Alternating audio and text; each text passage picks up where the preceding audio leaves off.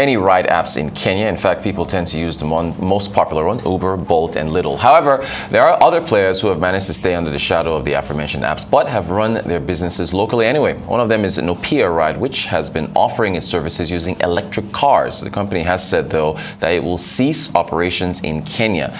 Business did not go as planned following the start of the pandemic in early 2022. COVID rules, for instance, are said to have been a 60% drop in daily kilometers driven by Nopea's electric vehicles.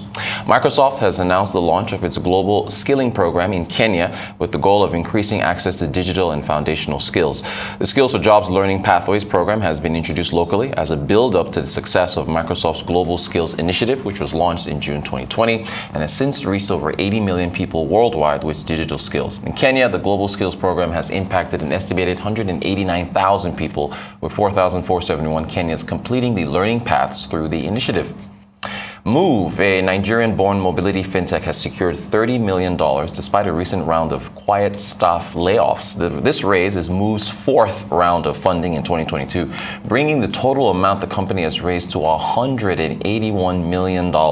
American multinational investment firm Franklin Templeton Investments arranged this to aid Moove's plan to build the largest electric vehicle ride-hailing fleet in the MENA region, and that's Middle East and North Africa. With the successful completion of this raise, which was a debut, Sukuk, Moove plans to tap into the wealth of Islamic investors who seem interested in environmentally and social responsible projects and could open up further avenues to finance Moove's ambitious expansion plans. Joining us to discuss further, CEO of Alpha African Advisory, Sanyade Okoli. Good morning to you. Thank you so much for joining us. Really good to have you. I also wanted to start with Nopea in Kenya. Is survival about financial backing? Because we understand, well, I'm sure you know what, they had a backer in Finland and something went awry. So the Finnish majority shareholder went into insolvency in Finland.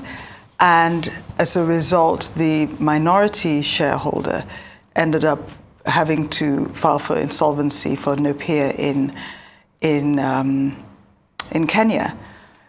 Obviously, your financial backers make the world of difference, but it need not necessarily mean that just because your parent company folds, you have to fold. Because, for example, I was asking myself, could there have been a management buyout? Management buyout? Yeah.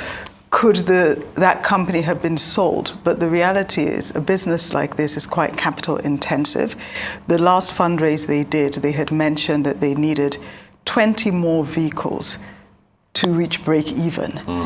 So unless somebody's comfortable in not only acquiring the company, but making the necessary investment for them to get the kind of cash flow that makes sense, it becomes hard. And I think that they did struggle to raise the necessary financing, and they've had to file. If you're moving from point A to point B and you're using a ride-hailing service, do you care whether it's an electric vehicle or not? Reuters, and you asking me that question, I feel judged. I just want to get the business model, because I like what they're doing. I know I should care, and it's interesting because obviously we're talking about Moove. They just raised a whole lot of money for electrical vehicles. Right. Should it make a difference? Yes, because climate change is a concern, or should be a concern for us all. But in practice, for the average person on the street, it's like, what's your price point and how efficient and effective are you? Okay, and it's unfortunate that they're closing shop. Does this deter the next electric vehicle startup, or does it embolden them to learn from their mistakes? How do you think that If I had been working on an electric vehicle ride-hailing company, the fact that they're out, as you said, I would definitely learn. I would do my research to understand what went wrong. I'll make sure I try to recruit some of their key staff, because they will truly understand the market. They will understand the hurdles and the challenges, and also the opportunity. But it won't put me off, because it means that one player, basically, essentially, the competitive landscape should be easier because they're out. What do you think, and this is a follow-up to a prior question, what do you think about the sustainability of electric vehicles in Africa with the infrastructure challenges like power and so on? I think if you, as with, to be honest, most businesses in certain parts of Africa, I shouldn't generalize, because some countries have more challenges with infrastructure and electricity than others. Right. But if we were to focus on countries that fall into that camp that struggle, as with so many other businesses and so many other sectors, you will have to invest in the necessary infrastructure. So you need to ensure that it makes sense, that despite that investment, the economics still make sense. And I think as time goes on, it will, because as you know, so many car manufacturers have plans in place to phase out the manufacturing of fossil fuel vehicles. Right. So there will come a time where we will be forced as a continent and certain nations to make that investment anyway. Right. Okay, so you mentioned Moove.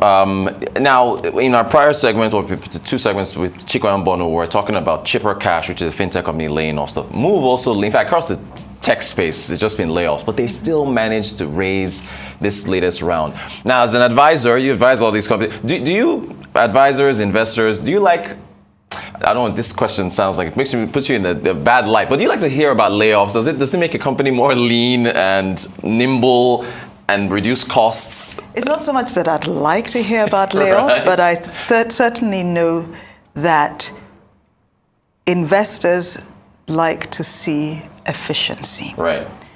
So, what's your cost structure? What are your margins? Does this make sense? And I personally do not see the disconnect between raising the funds and having had to make the layoffs, because you've got to remember that a fundraising process takes ages anyway. Right. So it's not like they would have just started their discussions with these investors in the last few weeks. So that would have been in the pipeline.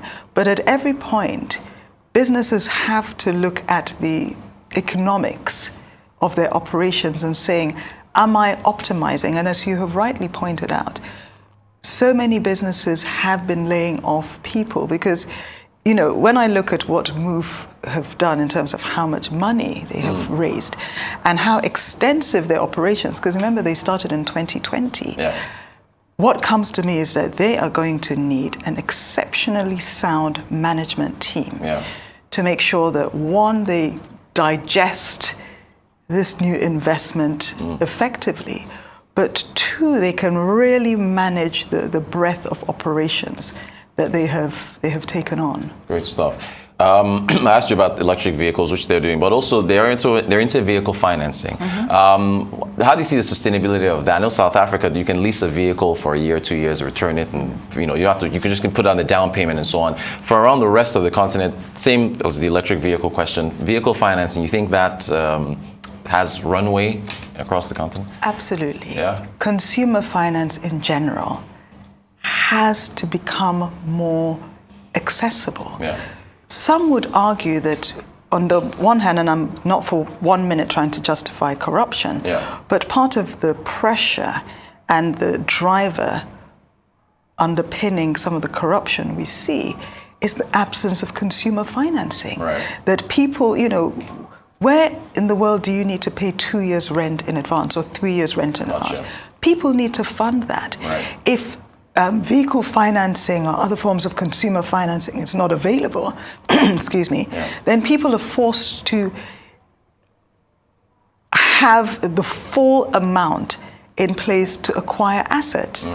That does put some pressure. So I don't think it's a nice to have. I think it's more a need to have. The question is having the right cost structure, because why it's so difficult is if you're asking me to pay interest rates of 20-25%, it makes it really difficult. So we need to be able, sources of funding. We need the financiers themselves to gain access to cheaper sources of financing so that they can develop and market attractive products. Yeah, great stuff. We're out of time, but I'm saying it now on air. Next week, we got to talk about skill building, digital skills, and income inequality. I badly wanted to get your thoughts, but we're out of time. But next week, Friday, if you're in town, because you're a busy executive that travels, hopefully we'll discuss that with you.